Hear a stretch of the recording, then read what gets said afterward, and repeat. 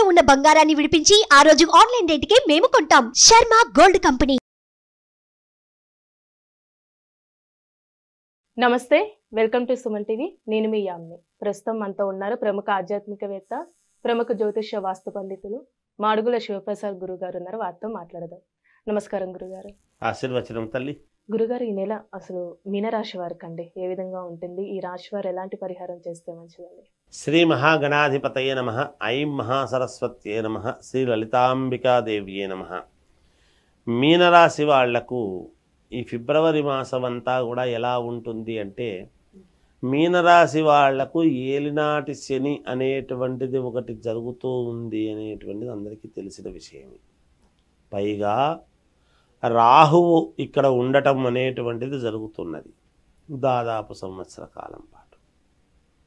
ఎప్పుడైతే చాలా కాలం రాహువు కూడా ఇక్కడే ఉంటున్నాడో, ఆ రాశి ప్రకారంగా ఉంటుందో, ఇక్కడ శారీరకమైనటువంటి శ్రమ, కొన్ని పనులకు అడ్డంకులు సృష్టించటము, మానసికమైనటువంటి ఆందోళన ఉండినప్పటికీ ఒక అనూహ్యమైనటువంటి వ్యక్తి వీళ్ళ జీవితాల్లోకి ఎంటర్ అయ్యి కొంత మేలు జరిగేటువంటి అవకాశంగానే ఉన్నది ఈ మాసంలో. ఎవరు పరిచయం అవుతారు? గతంలో తెలిసినవాడు కొంతకాలం మర్చిపోయి మళ్ళా రావటమా, లేదా కొత్త వ్యక్తి పరిచయం కావటమా, లేదా స్నేహితుడి ద్వారా ఇంకొకరి ద్వారా పరిచయం కావటమా, లేదా దైవానుగ్రహముతో పరిచయం కావటమా, అది ఎలాగా అనడానికి మనం లేదు. ఉన్న గ్రహస్థితుల దృష్ట్యా ఎవరో ఒక వ్యక్తి పరిచయం అయ్యి ఏదో రకంగా వీళ్లకు దోహదపడి, ఆ విధంగా వీళ్ళు కొంచెము మార్పు పడవలసినటువంటి ఇబ్బందిని పడకుండా ఒక చేయూతను ఇచ్చి, నేను ఉన్నాలే చూసుకుంటానులే అనేటువంటిది చెప్పి అభయం ఇచ్చి వాళ్ళ జీవితానికి కొంత ఊరట జరిగే విధముగా ఉండబోతున్నది మీనరాశి వాళ్లకు. వీళ్లకు శ్రమ పడుతుంటారు, చేస్తుంటారు. సరే, మామూలుగా రావాల్సినటువంటి ఆదాయం కంటే కొంత తక్కువ వస్తూ ఉంటుంది. అంటే రెగ్యులర్గా సంపాదించుకునేటువంటి దానికంటే కొంచెం తక్కువగా వస్తుంది. కించిత్ మనస్సులో క్లేశం తక్కువ ఉందే మనకు ఎలా అనేటువంటి కొన్ని ఉపయోగాలు, యోగాలు అనేటువంటివి కూడా వస్తాయి. అలా ఉన్నప్పుడు కొంత అనూహ్యముగా మళ్ళీ ఉన్న దాంట్లో ఏదో ఖర్చు పెట్టాల్సినటువంటి విధానం కూడా ఉంటుంది.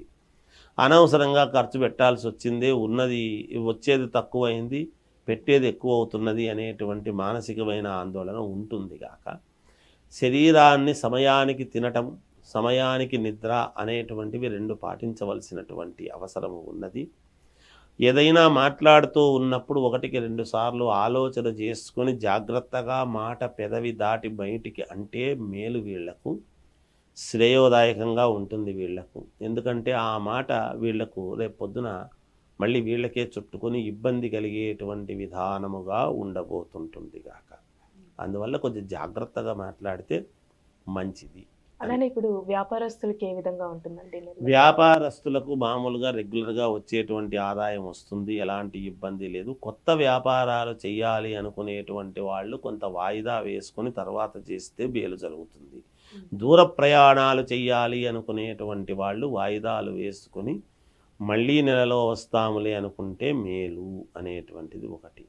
ఇక విద్యార్థులు కొంచెం బాగా ఎక్కువ శ్రమపడి చదవాల్సినటువంటి అవసరము ఉన్నది. సినిమా రంగములో ఉండేటువంటి వాళ్ళు మేము చాలా శ్రమపడుతున్నాము, తగిన ఇది మాకు రాలేదు అనేటువంటి ఆందోళనలో ఉంటారు. వాళ్ళు ఉంటుంది, సహజం అది ఈ మాసం వాళ్ళదంతే. రాజకీయాలలో ఉండేటువంటి వాళ్ళు మాత్రం జాగ్రత్తగా దగ్గరికి వరకు వచ్చిండేటువంటి దాన్ని పోగొట్టుకునే అవకాశము ఉంటుంది, జాగ్రత్త పడాల్సిన అవసరం ఉంటుంది కాక. రియల్ ఎస్టేట్ వ్యాపారుల్లో కూడా దగ్గరికి వరకు వచ్చిండేటువంటి ఏవో చేజార్చుకునేటువంటి అవకాశాలు ఉంటాయి. వాళ్ళు కూడా కొన్ని జాగ్రత్తలు తీసుకోవాలి. ఏది ఏమైనా ఈ రాశి వాళ్ళు కొంచెం అగ్ని సంస్కారం అంటే యజ్ఞేశ్వరుడి వలన మేలు పొందే అవకాశాలు ఉన్నాయి కాబట్టి యజ్ఞయాగాది క్రతువులలో పాల్గొనడము, దైవ దర్శనాలకు కొంచెం ఎక్కువగా వెళ్ళటము, క్షేత్ర దర్శనం అనేటువంటిది ఎక్కువగా చేయడం వలనను, గురువుల వద్ద ఎక్కువగా వీళ్ళు మాట్లాడుతూ చేస్తూ ఉండేటువంటి దాని వలన మంచి ఆలోచనలు రావటము ఇలాంటివి జరుగుతాయి. అవి చేసుకోవాలి. అలానే ఆరోగ్యం పరంగా ఈ రాశి వారికి ఏ విధంగా ఉంటుందండి? ఆరోగ్యపరంగా ఇబ్బంది ఏమీ లేదు, కానీ చిన్న చిన్న కాస్త ఏదో కొంచెం శరీరానికి అలసటలాగా ఉండవచ్చును. ట్యాబ్లెట్లు వేసుకుంటే మళ్ళీ బాగైంది అనేటువంటి మాట వస్తుంది, వింటారు, మేలు జరుగుతుంది కాక. గురుగారు, ఈ రాశి వారికి సంబంధించి పరిహారం అంటే ఏం చేయాలండి?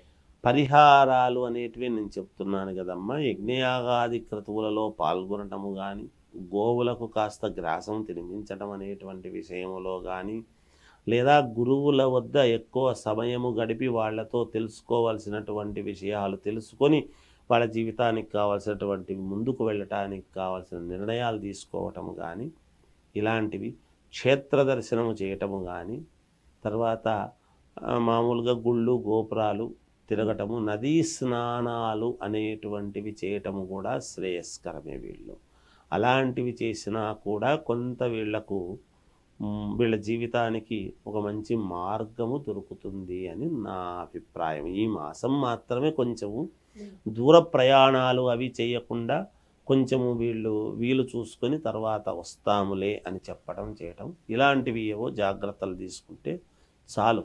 అంతకు మించినటువంటి ఇబ్బంది అనేటువంటిది అయితే ఏమీ ఉండదు. రావాల్సినటువంటి డబ్బులు రెగ్యులర్గా వచ్చేటువంటివి వస్తాయి, కానీ అధిక లాభాలు అనేటువంటివి ఉండకపోవచ్చు. కానీ కొంచెం ఖర్చులు కూడా ఉంటాయి. ఏదో అనూహ్యముగా ఉన్నట్టుండి 10 రూపాయలు ఖర్చు పెట్టాల్సినటువంటి అవసరం వస్తుంది. నేను చెప్పాను కదా, ఒక వ్యక్తి ఎవరో అనుకూలమైనటువంటి వ్యక్తి రావటము వలన కొన్ని బాధలు తగ్గవచ్చు. వీటిల్లో ఏదైనా కూడా కొత్త ప్రయత్నాలు చేయాలి, ఏవో అవి చేయాలి ఇవి చేయాలి అనుకునేటువంటి వాళ్ళు మాత్రం చేయకుండా ఉంటే మంచిది. ఇక కోర్టు వివాదాలు ఏవైనా అవి ఇవి ఏమన్నా సమస్యలు ఉన్నాయి అనుకునేటువంటి వాళ్ళ జోలికి పోకుండా కొంచెం వాయిదాలు తీసుకుని ముందుకు వెళితే మేలు జరుగుతుంది గాక. చాలా చక్కగా తెలియజేశారు గురుగారు. ధన్యవాదాలండి.